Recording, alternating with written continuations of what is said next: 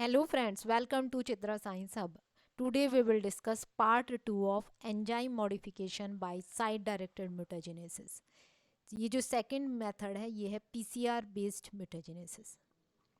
अब देखते हैं पीसीआर क्या है। पॉलीमरेज चेन रिएक्शन इसकी फुल फॉर्म है। ये एक टेक्निक है जिससे इन विट्रो यानी कि इन लैब हम एक डीएनए सीक्वेंस की बहुत सारी कॉपीज़ बनाते हैं। एक डीएनए अगर आपको दे दिया उसकी बहुत सारी कॉपीज़ लैब में बनाने की टेक्निक को हम पीसीआर कहते हैं। पीसीआर के लिए हमें तीन चीज़ों की ज़रूरत पड़ती है। एक प्राइमर, न्यूक्लियोटाइड्स जैसे एटीपी, जीटीपी और डीएनए पॉलीमरेज वो एंजाइम जो डीएनए सिंथेसिस करेगा। अब प्राइमर क्या है? प्राइमर एक छोटी सीक्वेंस है डीएनए की जो कॉम्प्लीमेंट्री होती है उस सीक्वेंस के जिसे हमें एम्पलीफाई करना है, यानी कि जिसकी बहुत सारी कॉपीज़ बनानी है। जैसे ये आपका एक 3 प्राइम टू 5 प्राइम और ये 3 प्राइम टू 5 प्राइम, ये एक डबल स्ट्रैंडेड डीएनए है। इसे हमने अलग अलग किया हुआ, ये सिंगल स्ट्रैंड है और इसके 3 प्राइम एंड का कॉम्प्लीमेंट्री ये छोटी सी सीक्वेंस है डीएनए की, इसे हमने प्राइमर कहा। फ्लैंकिंग सीक्वेंस क्या होती है? जो एंड सीक्वेंस है उसे फ्लैंकिंग सीक्वेंस कहते हैं। जैसे हमें इस जीन की बहुत सारी कॉपी बनानी है तो इसकी ये जो एंड सीक्वेंस है ये फ्लैंकिंग सीक्वेंस है। ये प्राइमर हमेशा 3 प्राइम एंड पर लगता है क्योंकि यहाँ 3 प्राइम एंड होगा तो यहाँ 5 प्राइम एंड होगा और यहाँ पर 3 प्राइम एंड। 3 प्राइम एंड पे ही सिंथेसिस करता है डीएनए पॉलीमरेज, तो इसी एंड को ये आगे बढ़ाता चला जाता है। तो प्राइमर क्या है? एक छोटी सीक्वेंस है डीएनए की जो उस सीक्वेंस का कॉम्प्लीमेंट्री होगा जिसे हमें कॉपी करना है। जैसे ये सीक्वेंसेस की बहुत सारी कॉपी बनानी है तो इसकी एंड सीक्वेंस का ये कॉम्प्लीमेंट्री छोटा सा डीएनए का सीक्वेंस है। अब पीसीआर के अंदर 3 स्टेप होते हैं। सबसे पहला क्या स्टेप है? जैसे ये आपका एक डीएनए स्ट्रैंड है या एक जीन है, डबल स्ट्रैंडेड डीएनए है, तो सबसे पहले स्टेप में इन दोनों स्ट्रैंड को अलग अलग किया जाता है। इनके बीच की जो हाइड्रोजन बॉन्डिंग है इसे तोड़ा जाता है। इसे हम डीनेचुरेशन कहते हैं। 95 डिग्री सेंटीग्रेड के अप्रॉक्स हम डीनेचुरेशन करते हैं। ये डबल स्ट्रैंडेड डीएनए अब सिंगल स्ट्रैंडेड हो गया।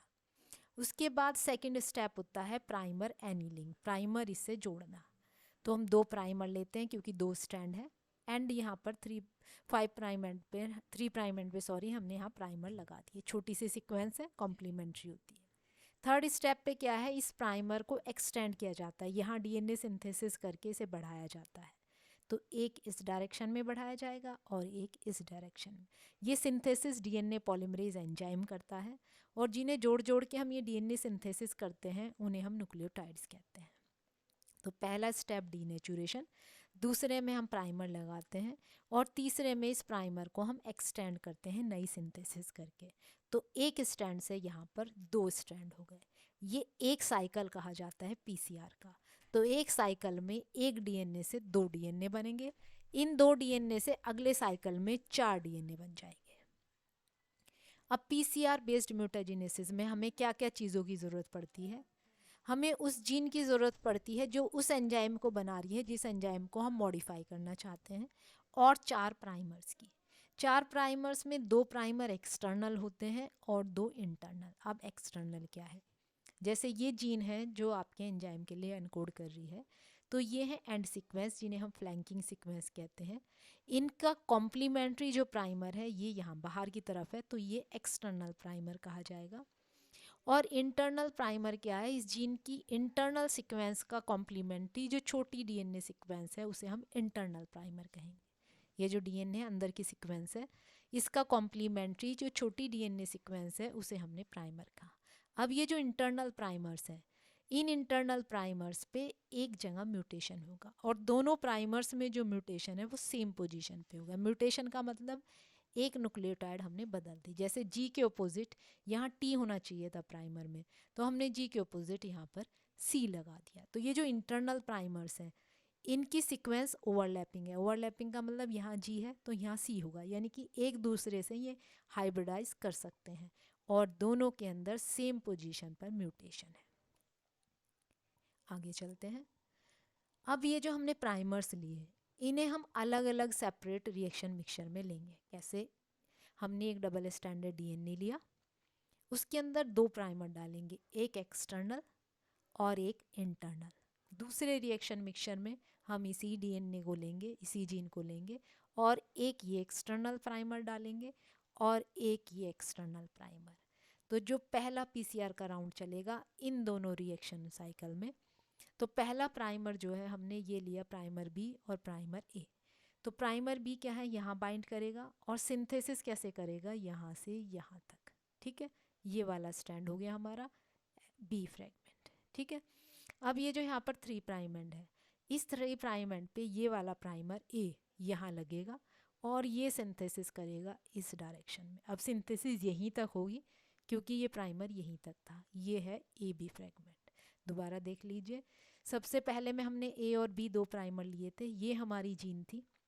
इंटरनल प्राइमर अंदर की सीक्वेंस का कॉम्प्लीमेंट्री है तो यहीं लगेगा, तो ये सिर्फ यहाँ तक सिंथेसिस करेगा, इतनी। उसके बाद ये जो प्राइमर ए है वो इस एंड पर लगेगा, जो नई सिंथेसिस हुई है यहाँ पर, ये नई सिंथेसिस इसके 3 प्राइम एंड पर यहाँ बाइंड करेगा, क्योंकि प्राइमर हमेशा 3 प्राइम एंड पे बाइंड करता है, और यहाँ से ये सिंथेसिस इस तरह करेगा। तो हमें मिल गए ए बी फ्रेगमेंट। दूसरे रिएक्शन मिक्सचर में हमने कौन से प्राइमर डाले थे, प्राइमर डी और प्राइमर सी। तो प्राइमर सी सिंथेसिस कैसे करेगा, यहाँ से यहाँ तक। तो ये रहा आपके पास सी फ्रेगमेंट। और प्राइमर डी कहाँ लगेगा, ये जो हमारा नई सिंथेसिस हुई ये प्राइमर डी यहाँ लगेगा और इतनी सिंथेसिस करेगा। तो ये बन गए सी और डी फ्रेगमेंट और ये बने ए और बी फ्रेगमेंट। ठीक है, अब यहाँ पर देखिए बी प्राइमर और सी प्राइमर दोनों पे सेम जगह पर म्यूटेशन था आपका।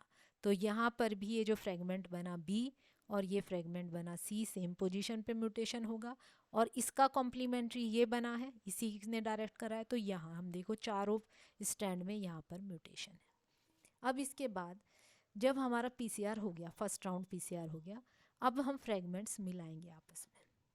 हमें इन फ्रेगमेंट्स को पूरा करना है, सिंथेसिस कंप्लीट करनी है। तो हमने जो हम मिलाएंगे, ये जो आपका 5 प्राइम टू 3 प्राइम है और ये 5 प्राइम टू 3 प्राइम, ये जो हमने बताए थे कि ये दोनों प्राइमर ओवरलैपिंग है, यानी कि इनकी सीक्वेंस कॉम्प्लीमेंट्री है, तो ये एक दूसरे से हाइब्रिडाइज करेंगे। तो इनसे जो सिंथेसिस हुई, 2 स्टैंड जो बने वो भी एक दूसरे के कॉम्प्लीमेंट्री होंगे। अब देखिए जो हमने मिलाए हैं यहाँ पर, ये 5 प्राइम टू 3 प्राइम, ये रहा आपका 5 प्राइम टू 3 प्राइम, इसे हमने जोड़ा है यहाँ पर 3 प्राइम टू 5 प्राइम इस वाले फ्रेगमेंट से। ये फ्रेगमेंट इस फ्रेगमेंट के साथ हाइब्रिडाइज करेगा और ये वाला जो है वो इसके हाइब्रिडाइज करेगा। जब ये दोनों देखो, ये दोनों हम मिलाएंगे तो इनमें देखिए 5 प्राइम एंड जो है ये फ्री है, ये डीएनए सिंथेसिस कर सकता है, लेकिन डीएनए पॉलीमरेज जो है 5 प्राइम एंड को कभी आगे नहीं बढ़ाता। इसलिए हम ये जो दोनों हमने मिलाए, इनमें 3 प्राइम एंड जो है ये फ्री है। ये 3 प्राइम एंड जो है वो डीएनए पॉलीमरेज सिर्फ 3 प्राइम एंड को ही आगे बढ़ा सकता है, तो यहाँ से सिंथेसिस करेगा। और ये जो दूसरा स्टैंड है ये टेम्पलेट का काम करेगा और ये इसके कॉम्प्लीमेंट्री सिंथेसिस कर देगा। ये 3 प्राइम एंड बढ़ गया, ये 3 प्राइम एंड। तो पहले हम हाइब्रिडाइज कराएंगे इसे और इस फ्रेगमेंट को, क्योंकि यहाँ पर इनकी सीक्वेंस कॉम्प्लीमेंट्री है, तो ये दोनों यहाँ पर बाइंडिंग कर लेंगे और उसके बाद हम 3 प्राइम एंड को बढ़ा देंगे। इसकी इन्फॉर्मेशन से यहाँ कॉम्प्लीमेंट्री सिंथेसिस हो जाएगी, इसकी इन्फॉर्मेशन से यहाँ 3 प्राइम। तो पूरा डबल स्टैंडर्ड डीएनए बन गया ये आपका, और इसके अंदर यहाँ म्यूटेशन है। पहली जो जीन थी इसके अंदर म्यूटेशन नहीं था, अब ये जो जीन है इसके अंदर म्यूटेशन है। अब हम चलाएंगे सेकेंड राउंड पीसीआर का। इसमें क्या है, 2 एक्सटर्नल प्राइमर लगा देंगे, एक यहाँ पर और एक यहाँ पर। और जिस तरह पीसीआर चलाया था पहले स्टेप में क्या होगा, ये दोनों स्टैंड अलग होंगे, फिर यहाँ पर प्राइमर लगेगा, प्राइमर एनीलिंग होगी, और थर्ड स्टेप में प्राइमर एक्सटेंशन। तो एक डीएनए स्टैंड से, एक डबल स्टैंडर्ड डीएनए से 2 डबल स्टैंडर्ड डीएनए बन जाएंगे एक साइकिल में। अगला साइकिल फिर चलेगा 2 से 4। इसी तरह ये जो म्यूटेटेड जीन है इसकी कई सारी कॉपीज़ आपको मिल जाएंगी, और ये जो आप म्यूटेटेड जीन है, इस म्यूटेटेड जीन को हम यूज़ कर लेंगे मॉडिफाइड एंजाइम प्रोडक्शन के लिए। इस जीन से अब जो एंजाइम बनेगा, ये जो एनकोड करेगी एंजाइम को, वो एंजाइम आपका मॉडिफाइड है, उसके अंदर जो है म्यूटेशन है। अब साइड डायरेक्टेड म्यूटाजेनेसिस से हमने डीएनए न्यूक्लियोटाइड में चेंज करा, और उस चेंज होते ही जो उससे अमीनो एसिड है वो चेंज हो जाती है। स्पेसिफिक अमीनो एसिड जो है वो चेंज हो गई। स्पेसिफिक अमीनो एसिड चेंज होते ही एंजाइम जो बना, जो एंजाइम है एंजाइम क्या है? अमीनो एसिड, प्रोटीन ही तो है, प्रोटीन अमीनो एसिड्स का बना हुआ है। अमीनो एसिड्स बदलते ही एंजाइम की एक्टिविटी पे फ़र्क पड़ेगा। अब एंजाइम की एक्टिविटी पे क्या फ़र्क पड़ा, ये स्टडी करने के लिए हम साइट डायरेक्टेड म्यूटाजेनेसिस करते हैं कि जो एंजाइम है, जैसे एंजाइम की एक्टिव साइट पर बहुत सारी अमीनो एसिड्स हैं, हम एक अमीनो एसिड अगर बदल देते हैं तो एंजाइम की एक्टिविटी पे क्या फ़र्क पड़ेगा। अगर उसकी एक्टिविटी रिड्यूस हो गई तो हम कहेंगे उस अमीनो एसिड का रोल था कैटालाइसिस में। देखते हैं आगे एग्जाम्पल से हम ये चीज़। ये है ट्राइयोज फॉस्फेट आइसोमेरेज की एक्टिव साइट, ठीक है। ये एंजाइम क्या करता है, आपको याद हो, ग्लाइकोलाइसिस में ये डाई हाइड्रोक्सी एसीटोन फॉस्फेट और ग्लिसरल्डिहाइड 3 फॉस्फेट को एक दूसरे में चेंज करता है। रिवर्सेबल रिएक्शन होता है ये ट्राइयोज फॉस्फेट आइसोमेरेज। अब इसकी एक्टिव साइट पर है ये ग्लूटामेट और ये 165 पोजीशन पर है। ये है इसका substrate dihydroxyacetone phosphate, triose sugar है ये आपका।